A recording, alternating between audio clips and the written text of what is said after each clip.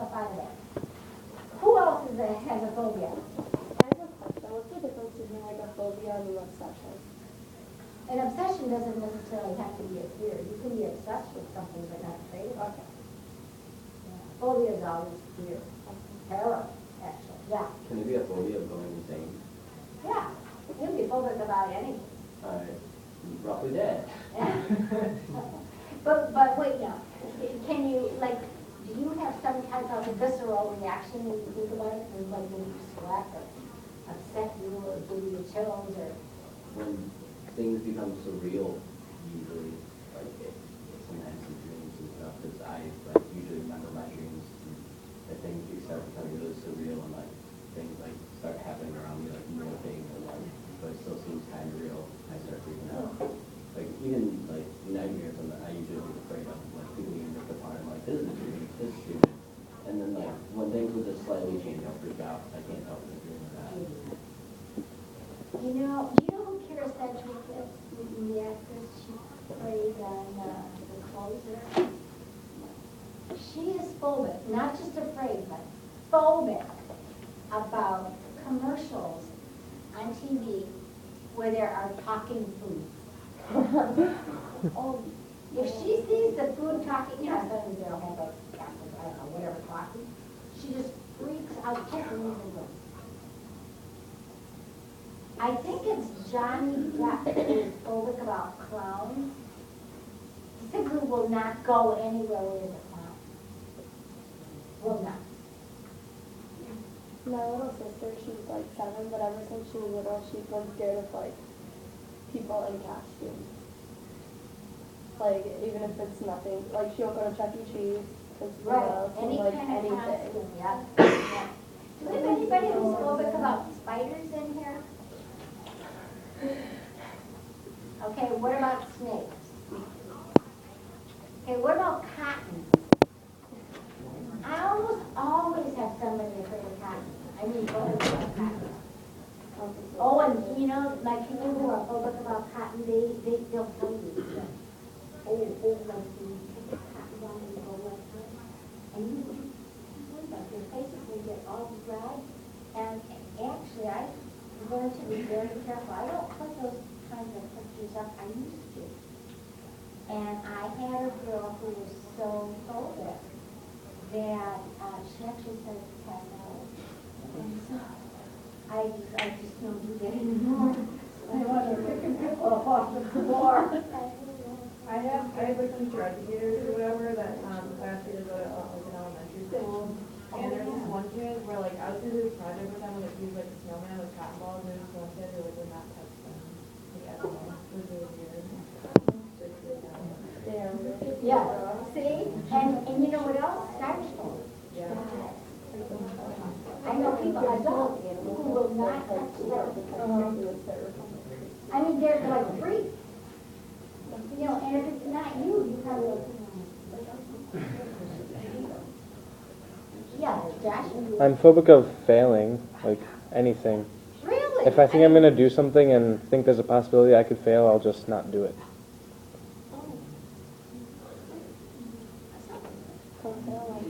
Yeah, no. You can't fail enough. Well, okay, so let me tell you what we would do. We know that this is coming from the autonomic nervous system, right? 2 parts of the autonomic nervous system. One part is the sympathetic nervous system that produces fear. The other is the parasympathetic nervous system that produces relaxation. So you can't have both of these systems running at the same time. You're either going to have sympathetic nervous system or parasympathetic nervous system. Right? So let's say that you're phobic about spiders. You've been conditioned to see spider, feel fear. What we want to do is we want to disconnect that. We want to make it see spider, feel relaxed. So what I would do is, with a client or a patient, is first I would teach them how to really feel relaxed. Maybe I'll like hypnotic training. or if it was somebody, or sometimes they use Valium, like in the beginning, so that you know what it's going to settle down and not be anxious, not have anxiety. And then we'd make a plan. And I would say to you, all right, you're afraid of spiders. Can you tell me, give me some scenario where you could be in a room with a spider and you could still maintain being relaxed. And the person might say, well, I think if I was standing on this side of the room and they had a drawing of a spider on a piece of paper, posted it up there on that wall, I think I could look at it and still be okay. Okay, then that's where we would start. We'll start wherever it's good for you. And all we're going to do is we're going to progressively, with little baby steps, get you closer and closer to that spider. This is the idea of desensitization.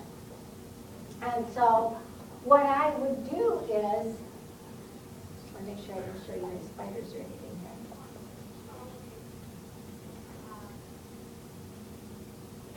I will help you to unlearn see spider, feel fear, and relearn something else in its place. See spider, feel relaxed. Now the key to this, and if you do this on your own, you have to remember that as soon as you lose that feeling of relaxation, as soon as you start to get anxious or feel fear, you have to stop immediately and go back to wherever you were where you were okay. Because I don't want to have you reinforcing the idea of see spider, feel fear. You're just going to make it worse. Okay? So usually what happens is that, a person then is able to hold a toy spider, and then maybe they're able to hold or look at a real spider if it's under a glass dome. And then eventually, within just a matter of weeks, most people are able to actually hold a live spider. And we don't use like garden spiders that would like actually bite you. We use like the pet spiders, the tarantulas. Those are the worst. They're nice little pets that don't smile things. And then because of the technology, what we do a lot of times is we'll do virtual experiences. So let's say you're a person who's afraid of, flying. Instead of having to actually take you to the airport, we would have you put on the goggles and the gloves, for a virtual reality thing, and like a video game, and then have you little by little get closer and closer to the flying experience. And it works. I mean, it really does work.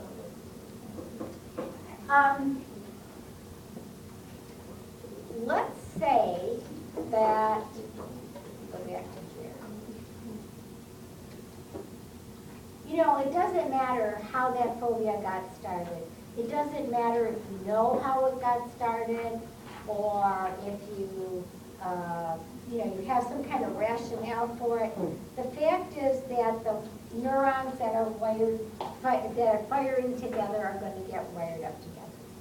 So let's say that you've got this little kid. He's too young to know things like, anticipating something scary happening or thinking about it. And this little kid really likes thunderstorms. For whatever reason, he thinks they're very cool. He jumps up and goes and looks out the window whenever there's a thunderstorm, and, he likes that. However, he has an abusive father who is always yelling at the mother, beating her, throwing her around. And then he is afraid. You can kind of see where this is going. So now you got this kid who likes thunderstorms, doesn't like the father. So one night, he's sleeping, starts the storm, jumps out of bed, he's looking at the thunderstorm, thinking how cool is this? But he also then starts to hear his father screaming.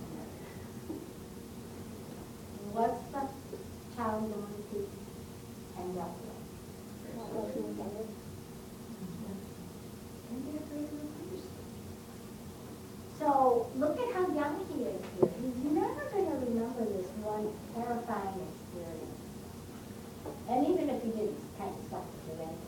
But usually what you'll find is that you've got a 40-year-old man who goes into therapy and says, Doc, you gotta fix me because my family thinks I'm nuts.